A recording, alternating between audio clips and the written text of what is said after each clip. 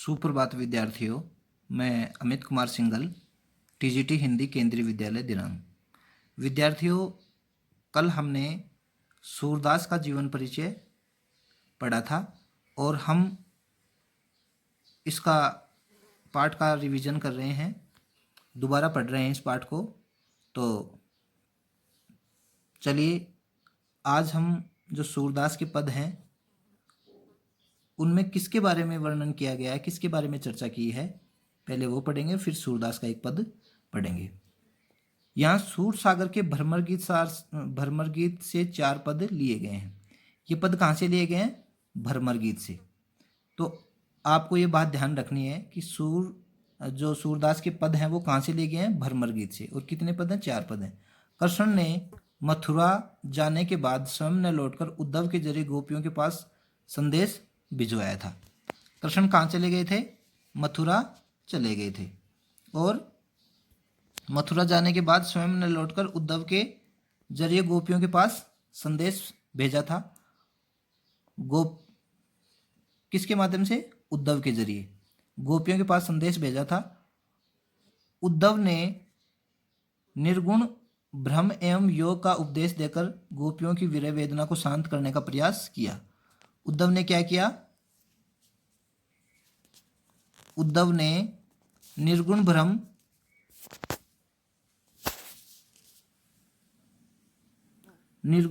एवं योग का उपदेश देकर गोपियों की विरह वेदना को शांत करने का प्रयास किया। गोपियां ज्ञान मार्ग के बजाय प्रेम मार्ग को पसंद करती थी। गोपियां किसको पसंद करती थी? ज्ञान मार्ग के बजाय प्रेम मार्ग को पसंद करती थी। इसी कारण उन्होंने उद्धव का शुष्क संदेश पसंद नहीं आया। तभी वहां एक भंवरा आ पहुंचा। यहीं से भ्रमर गीत प्रारंभ होता है। भंवरे का रंग कैसा है? काला है। और उद्धव का रंग भी कैसा है? काला है। तो यहाँ एक बात है कि गोपियां ज्ञान मार्ग के बजाय प्रेम मार्ग को पसंद करती हैं। यहाँ प्रेम का सहज मार्ग दिखाया गया है। ज्ञान पे प्रेम की विजय दिखाई गई है।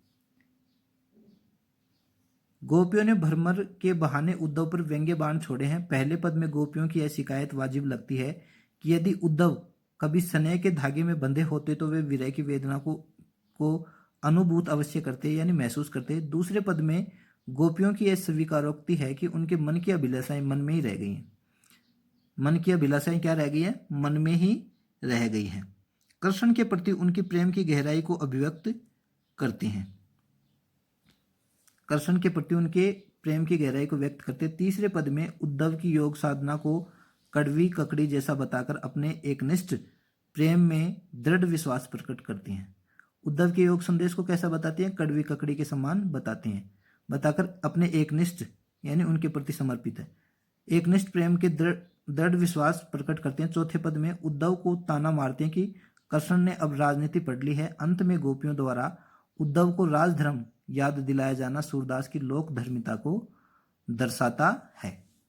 तो विद्यार्थियों, यहाँ जो उद्धव हैं अपने आप को बहुत ज्ञानी समझते हैं, ज्ञानवान समझते हैं। उनके ज्ञान के घमंड को चूर करने के लिए श्री कृष्ण खुद न जवाब देकर उन्हें गोपियों के पास भेज देता है और गोपियां अपने वाक चातुर्य से सहज रूप से ही उन्हें परास्त कर देती हैं। यह द्रष्टव्य है यहाँ।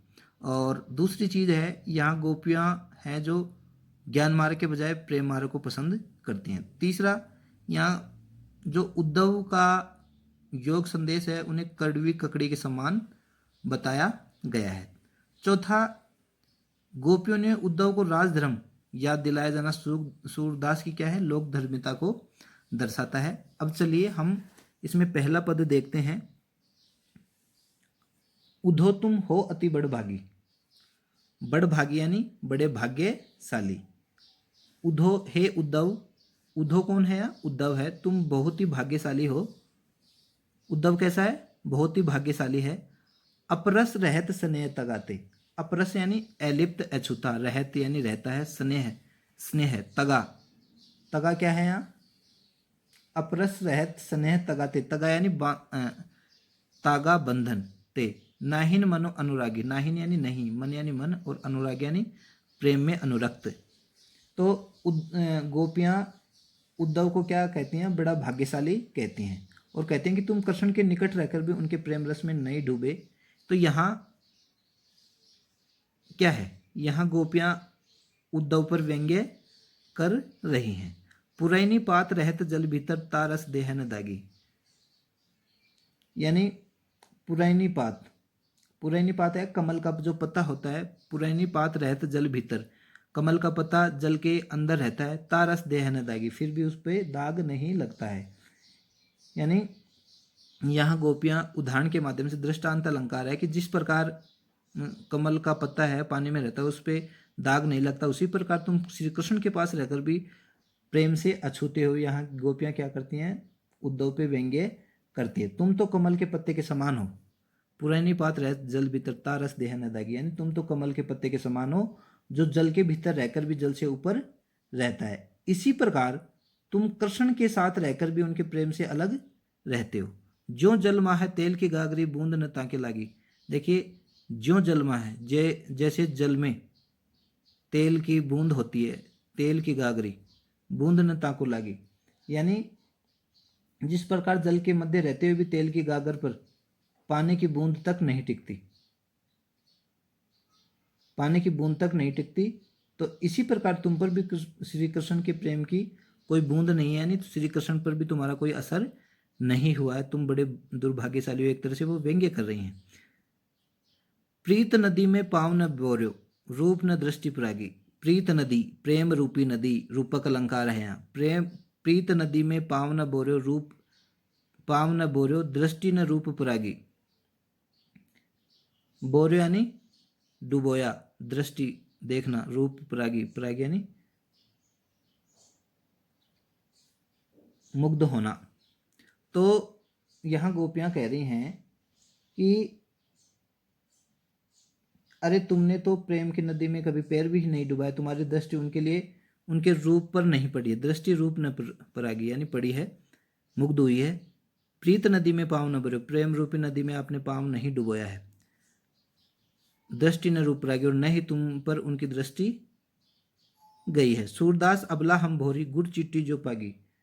गोपियाँ सूरदास के माध्यम से कहती हैं कि हम तो भोली भाली हैं और कृष्ण प्रेम में इस प्रकार अनुरक्त हैं जैसे चींटी गुड़ में पक जाती है, यानी उसके पैर फंस जाते हैं। सूरदास अबला हम्बोरी, सूरदास कह रहे हैं गोपियों के माध्यम से कि अबला हम्बोरी, गोपियाँ क्या है, भोली भाली हैं, और वो क्या है, जिस प्रकार एक चींटी है गुड़ में फंस जाती है, उनके पैर फंस जाते हैं, उसी प्रकार वो श्री कृष्ण के प्रेम में फंस गई हैं। यहाँ फंसना उन्हें आत्मिक आनंद देता है, संतोष की अनुभूति कराता है, यहाँ भक्ति भाव है। तो गोपियों का एक तो व्यंग्य स्पष्ट है इसमें, और गोपियों के प्रति कृष्ण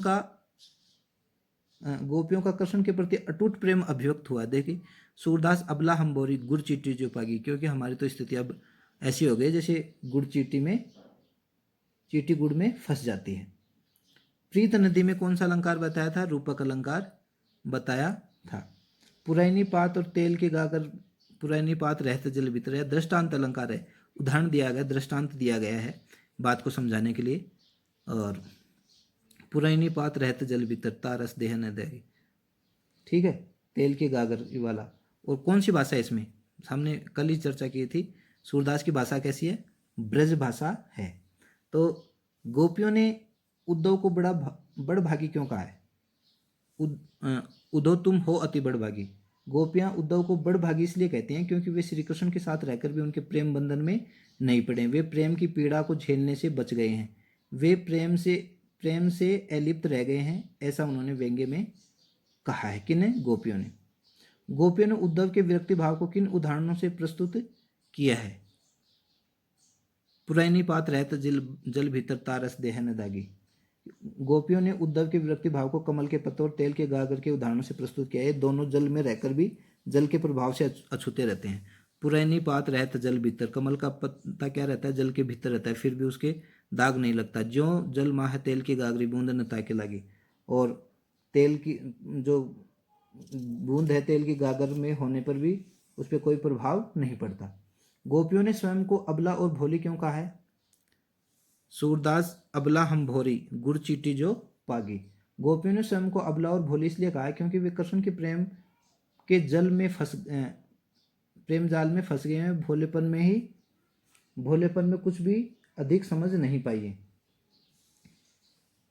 और प्रीत नदी में पाँव न बोरियो का क्या आशय है? प्रीत नदी में यानी तुमने कभी प्रेम रूपी नदी में पाँव नहीं डुबोया है, वे गोपियों के कृष्ण प्रेम की गहराई को समझ नहीं सकते हैं। तो विद्यार्थियों,